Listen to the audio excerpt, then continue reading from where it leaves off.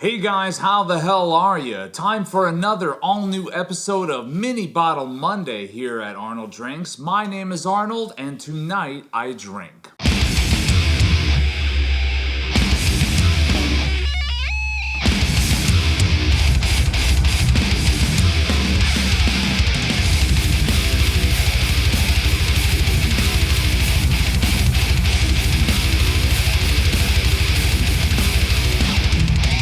So tonight, I am finally opening up this bottle of WhistlePig Small Batch Rye 10-year that I've had on the shelf behind me forever and ever. I've had a little bit of trepidation about opening it because I did not have a very positive experience the very first time I ever had WhistlePig anything. So for those of you guys that may or may not remember, I tried the piggyback, which I thought was garbage. I thought it was awful. But this is the 10-year small batch rye, product of Canada, imported by WhistlePig Whiskey Company in Mineville, New York, Mineville, New York, whatever. It is a 100 proofer, so it is 50% ABV.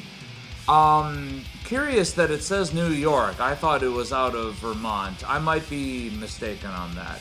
Regardless, we're gonna try this to see if my opinion of WhistlePig changes at all, because when I had the 6-year piggyback, I thought it was bleh. Like, I would not even put that in a cocktail. I would not even put that in a Manhattan or an old fashioned or anything like that. And normally that's some place where I love rye whiskeys, but I just thought it was awful. It was too oak forward to be enjoyable. I've heard from a few other people that have tried other WhistlePigs that once you get into the higher age statements, it's considerably better. So let's see if they're right.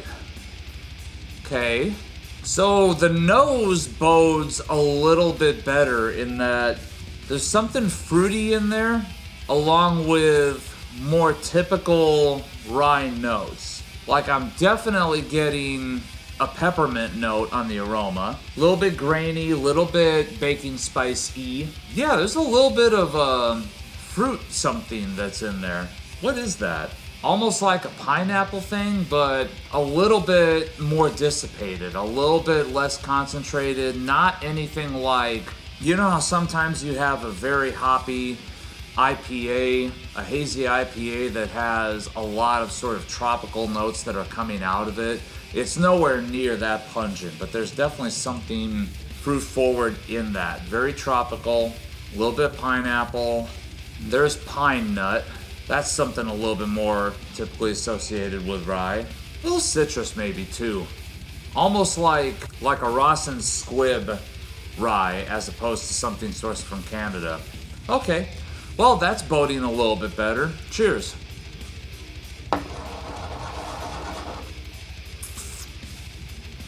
So from what I understand, the mash bill of this is still 100% rye, and oh god does it show, because it has a big prominent spicy note at the back of the palate there before going into the finish. That's interesting. It does have a weird funk to it that I do kind of typically associate with other Canadian whiskeys that I've had up to this point. So in that, it's kind of falling in line a little bit with what I expected, but so far, my initial impression is that yes, this is considerably better than 6 year. Let's go in again.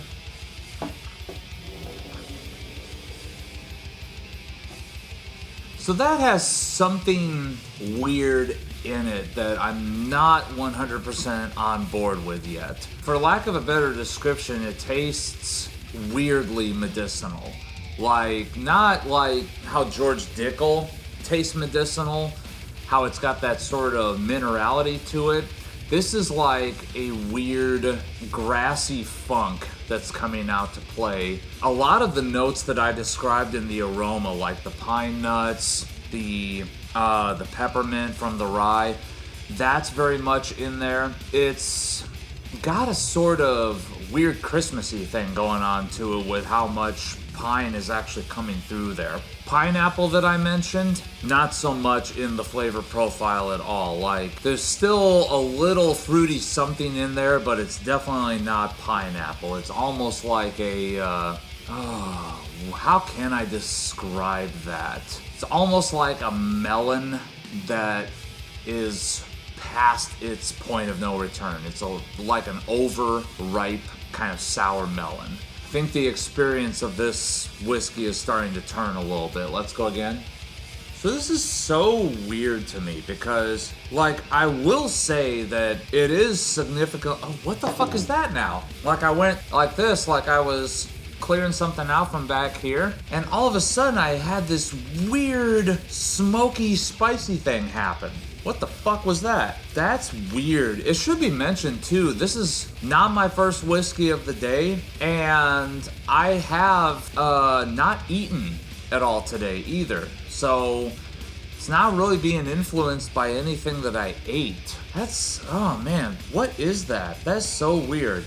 Like, it just has this weird grassy, sort of overly pine kind of funk to it that is trying to take over a little bit, but at the same time you have these other little notes that are kicking up. The pine nuts are kicking up, the peppermint is very present, you are getting a bit of an oakier character to it. There's a big amount of rye spice that's hitting, but it's a medicinal rye spice. It's not like any sort of sweet rye spice or a bready rye note or anything like that. It's very medicinal. And then it just kind of further develops, I guess you would say further develops into something that is almost, I don't want to say this because I feel like I'm taking a cop out on the description of this, but it starts to turn a little bit into like cleaning product, like Pine Sol. And I really didn't want to say that because I didn't want it to seem like I was just, oh, okay, it's Pine Sol. But no, like, it keeps coming back. That it's just like a sort of cleaning product mixed with medicinal funk in there. It's really, really weird.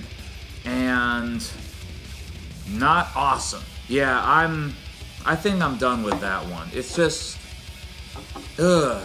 And the finish, it lingers a little bit, kind of has a little bit of woodiness on the back of the finish. It's like, imagine this. Imagine there's like that sort of medicinal cleaning product funk along with the pine nuts and that sprig of peppermint kind of kicking up that's kind of even throughout the course of the tasting experience, throughout the course of the palate. But what happens, it goes back past your lips, and then as soon as it's into that mid palate, all of a sudden this rye spice, this potent ass rye spice, kicks up hardcore and totally takes over everything before then starting to dissipate at the back of the palate, and then the finish, that sort of medicinal cleaning product funk comes back and sort of retakes over. That, yeah, I'm not a fan of this. And this is now my second time having a WhistlePig product that I'm kind of vehemently disliking. So I'm just gonna say it. WhistlePig is gonna have to come out with something that dramatically overcompensates, because the first two instances that I've had any WhistlePig product whatsoever, not a fan. Not a fan at all. So far. So thank you guys so much for tuning in. Please remember to like this video, subscribe to this channel. There's tons more of this content to come. And as always, remember, take what you do seriously, but do not take yourselves too seriously.